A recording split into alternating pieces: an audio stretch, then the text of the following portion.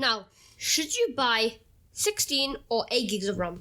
Now, when I initially built my own personal system, I had actually used 8 gigs of RAM at 2066 megahertz at dual channel, which was one of the cheapest dual channel kits I could actually get. So I was, annihilating my Ryzen performance since it clings to memory bandwidth and utilizes dual channel so much. If you have a single channel stick of RAM, especially our Ryzen, please get it replaced as soon as you can. Now, one of the main reasons to get 16 gigs of RAM at dual channel, please, is that while you're doing intensive tasks or just non-intensive tasks, if you had an 8, 4, or maybe 2 gigs of RAM, which I hope no one at this point in time has, it would place more strain on your RAM because of the lack of RAM. But if you buy 16 gigs of RAM, you have more RAM. So now you can do things like multitasking or, just open tabs or like do other things like watch videos while an intensive task is happening in the background, which if you had 8, 4, or 2 gigs of RAM, you won't be able to do since it would always be used up. And even if you were able to, it would guaranteed be really slow. Now, the things like memory speed do matter because not all games, but most games are very RAM dependent. However, some are very dependent, and if you don't have enough of RAM, those games could suffer because of the lack of memory.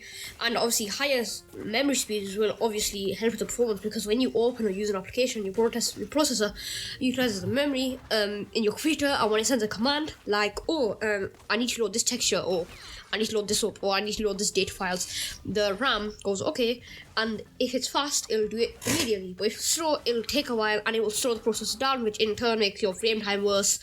And also it just decreases FPS in general and creates a lot more stuttering than usual. Now, obviously, like I said, it'll slow down your computer due to the slow memory speed.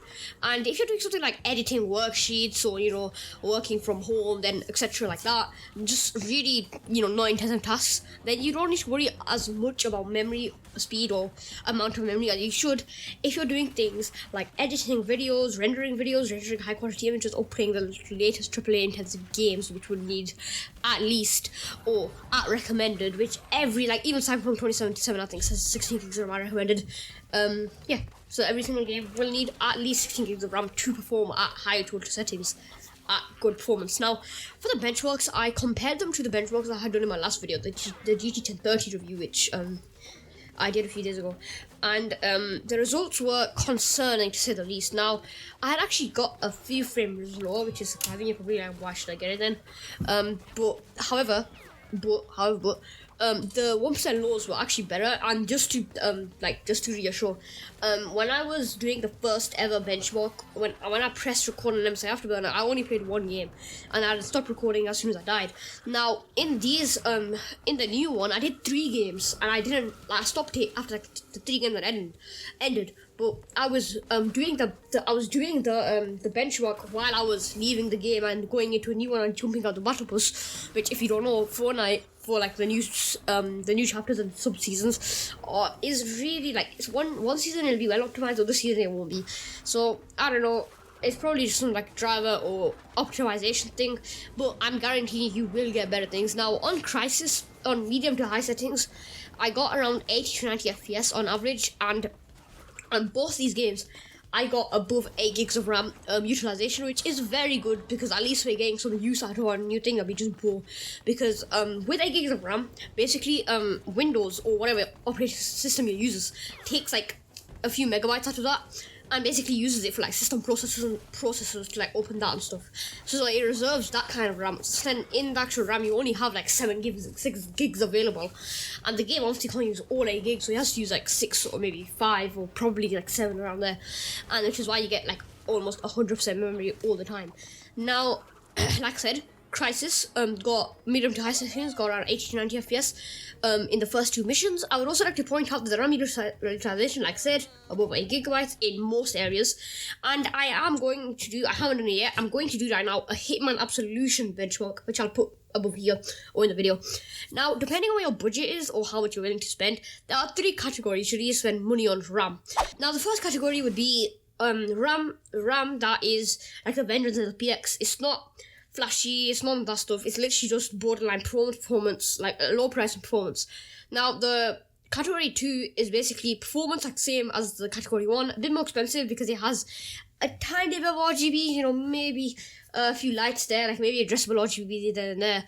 However, category 3 is basically just the max, like just the absolute limit. Like you don't have any budget, so that would be like the max memory speed, the max like capacity, you know, what do you call it, like all the RGB in the world. Now, if you're on a really tight budget and you just need to send like the lowest on memory where you need dual channel, I would recommend the first category, like Mendes LPX. The second one is obviously, you know, you're still on a budget, but you can afford to at least spend a bit on lighting for your actual RAM. Obviously not like light strips around, not light strips around the RAM, but actual lights are fixed on the RAM. Category 3 is if you just don't care about budgets and you have enough money to just spend on anything, like two 3090, which probably no one has at this point apart from some YouTubers, but yeah. So with category 3, it's basically top of the line, like Corsair's Dominator Platinums, which are DDR4 and 5, by the way. But yeah, I've pretty much some of those sticks of RAM that I would recommend as well is like Triton Z Neo Royals and like what do you call it? So like Corsair Crucial Ballistics. I would probably recommend those as well. Some of the memory kits, but I can't really think of them at the time. Some of the like G-Skill Ripjaws, I recommend those. Actually, those look like good kits as well. But now, pretty much, I don't know why, I got everything Corsair, and I recommend all their products because I really like them. I've got the case, I've got fans and RAM, and that's pretty much beside the point.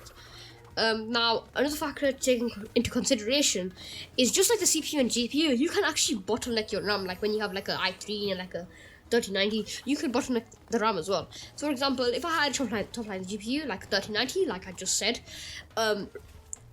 or an RX 6900 XT and a CPU such as a Ryzen 9 5950X paired with a single 8 gig sticks running at 2000 MHz, which is really bad. Please do not do that.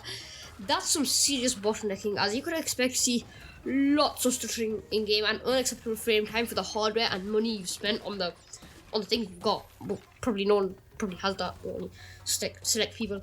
Now. And another reason that it also is really bad is when your RAM bottlenecks, you could possibly see more storage, the storage getting filled up quicker and quicker in your hard drive or SSDs. Now, if you plan on playing games at high settings, I would really recommend the exact kit I got. 16 gigs, 3200 MHz. It's basically like the cheapest top of the line you can get. Obviously not top of the line, but it's the cheapest top of the line. Like, it's the most budget top of the line configuration you could get. Obviously you can get RGB and that, but without RGB, this is like one of the best kits you could get. Obviously you can get like 4,000, but that's even more expensive, and you can get like 32 gigs or maybe 4 sticks. I only got 2 sticks because I've got a mini ITX motherboard. Sorry, a micro ATX. Yeah, METX motherboard. So I've only got 2 slots. So you might have 4. I think, yeah, you might have 4 or 2.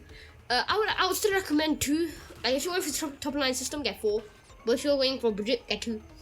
Now, obviously it's different if you're on Intel, since even though Ryzen still needs to run their 6000 and 7000 processors, which are going to have DDR5, Intel have already released theirs. But it's pretty much the same with DDR5, with Intel, with Intel's new generation.